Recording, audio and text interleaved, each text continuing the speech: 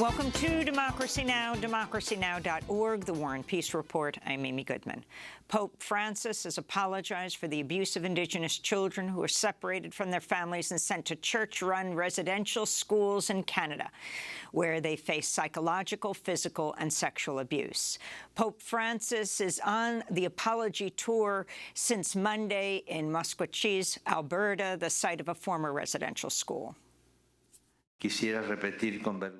I myself wish to reaffirm this with shame and unambiguously, humbly beg forgiveness for the evil committed by so many Christians against the Indigenous peoples. The Pope's apology comes 7 years after Canada's Truth and Reconciliation Commission accused church-run residential schools of taking part in a form of cultural genocide. The Commission also determined more than 4,000 Indigenous children died from neglect or abuse in residential schools from the late 19th century through the 1940s. Unmarked graves are still being found.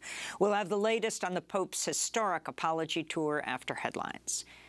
In Tunisia, President Kais Saied has claimed victory in his bid to gain sweeping new powers after winning a constitutional referendum in an election boycotted by most opposition parties. And exit polls showed over 93% of votes cast were in favor of changing Tunisia's constitution to grant the president broad executive power with greater control over the parliament and judiciary. But turnout in Monday's election was very low, with fewer than 2 million people casting votes in a country of over 9 million registered voters.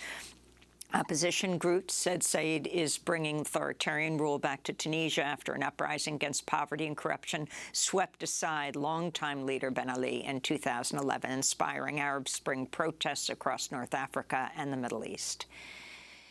In Ukraine, Russia's militaries fired missiles at several targets on the Black Sea coast, including in Mykolaiv and the southern port city of Odessa. The attacks came even as Ukrainian officials said they were just days away from implementing a United Nations brokered deal to export grain and cooking oil through Black Sea ports in order to help ease global food shortages.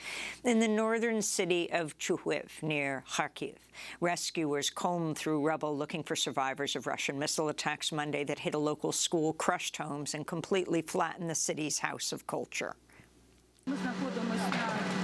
We're here in the very city center where the House of Culture is located. There were no soldiers here. It's simply the House of Culture. Now we see what's left of it. The house is completely in ruins. There is no chance of rebuilding it. Russia's state-controlled energy giant has reduced the flow of gas through its main pipeline to Europe. Gazprom said Monday it would slash gas deliveries through the Nord Stream 1 pipeline to just 20% of normal operating capacity. That prompted the European Union to agree to a deal that grants Brussels the power to compel European Union members to slash gas consumption by up to 15%. On Monday, Ukraine's President Volodymyr Zelensky accused Russia of committing gas blackmail against Europe. In California, at least 3,000 people have been forced to evacuate the fast-moving Oak Fire near Yosemite National Park. As of this morning, the fire had burned nearly 17,000 acres and was just 10% contained. Smoke from the massive blaze triggered air quality alerts in the San Francisco Bay Area and other parts of the region. In the Pacific Northwest, forecasters are warning of a new heat wave that could push temperatures in some areas above 110 degrees Fahrenheit. This follows record heat a year ago blamed for the deaths of 800 people across Oregon, Washington State, and British Columbia. On Capitol Hill, 6 congressional staffers were arrested Monday as they held a nonviolent civil disobedience protest inside the office of Senate Majority Leader Chuck Schumer. The staffers are demanding Schumer reopen negotiations on a bill to combat the climate crisis after West Virginia Democratic Senator Joe Manchin blocked Democrats' latest efforts to pass new funding for green energy programs. This week, 165-plus federal and congressional staffers signed an open letter to President Biden and Chuck Schumer demanding they strip Senator Manchin of his chairmanship of the Senate Energy and Natural Resources Committee.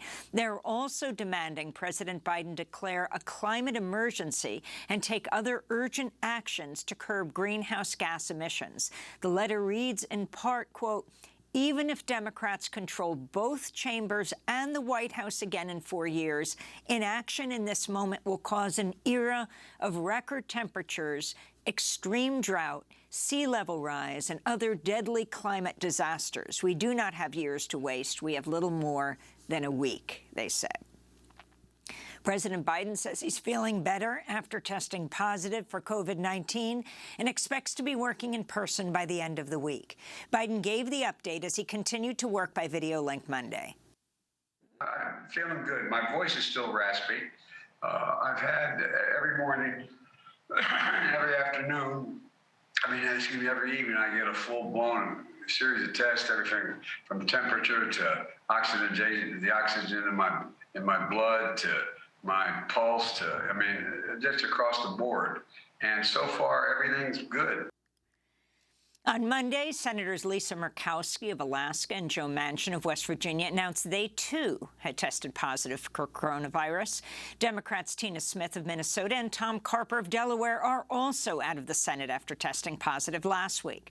Their absences have left Democrats unable to move several pieces of legislation, including a bill protecting the right to marriage equality. This comes as cases of the BA.5 coronavirus variant continue to rise across the United States, with some cities, including Los Angeles and Seattle, considering reinstating indoor mask mandates. Meanwhile, the CDC is reporting the U.S. has surpassed Spain to become the country with the most known monkeypox infections since an outbreak of the viral disease began earlier this year. The U.S. has reported more than 3,400 confirmed or suspected cases. The White House is reportedly preparing to name a federal monkeypox coordinator in the coming days, while the World Health Organization has declared a global health emergency around monkeypox. The White House has yet to do this. The House Select Committee investigating the January 6th insurrection has revealed new details about how former President Trump resisted his speechwriter's attempts to have him condemn the assault on the Capitol. A draft speech prepared by White House staffers for the president to deliver January 7th shows Trump's edits in black marker. Trump crossed out the line, quote, "I am directing the Department of Justice to ensure all lawbreakers are prosecuted to the fullest extent of the law.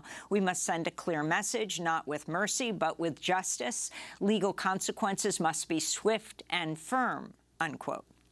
Trump also crossed out the phrase, "I want to be very clear, you do not represent me. You do not represent our movement," unquote. Finally, Trump edited, "If you broke the law, you belong in jail," to instead read, "If you broke the law, you will pay," unquote. In reproductive rights news, dozens of incoming medical students at the University of Michigan walked out of their white coat induction ceremony Sunday, protesting the keynote speaker, Dr. Kristen Collier, and her support for laws banning abortion. In related news, thousands of people rallied outside and inside the Indiana State House Monday as lawmakers began a special session to debate a Republican bill that would ban nearly all abortions. Indiana is the first state to hold a special session to consider abortion rights since the Supreme Court overturned Roe v. Wade last month. This is obstetrician and abortion rights advocate Dr. Amy Caldwell. My primary objective today in testifying is to relay that abortion is common, it is safe, and that all of the proposed restrictions in Senate Bill 1 are unnecessary and harmful. My colleagues are fearful to do their jobs, fearful of being criminalized, and fearful for criminalizing our patients. And here in New York, a man who was forced to plead guilty to theft in connection with the Central Park jogger case has been exonerated. Stephen Lopez was just 15 years old when he was arrested and wrongfully accused of sexually assaulting a white woman, along with 5 other Black and Latinx teenagers who became known as the Central Park Five. At the time, Lopez, whose story is far less known than the rest of the group, pleaded guilty to robbery to avoid a more serious rape charge.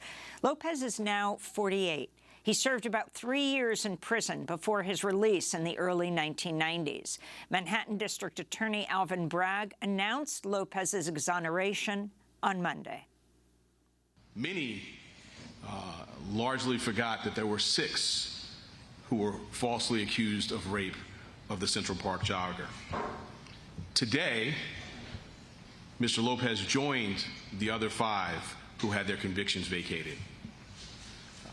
What is so striking to me is how young Mr. Lopez was when both he was arrested and then when he pled guilty under extraordinary pressure.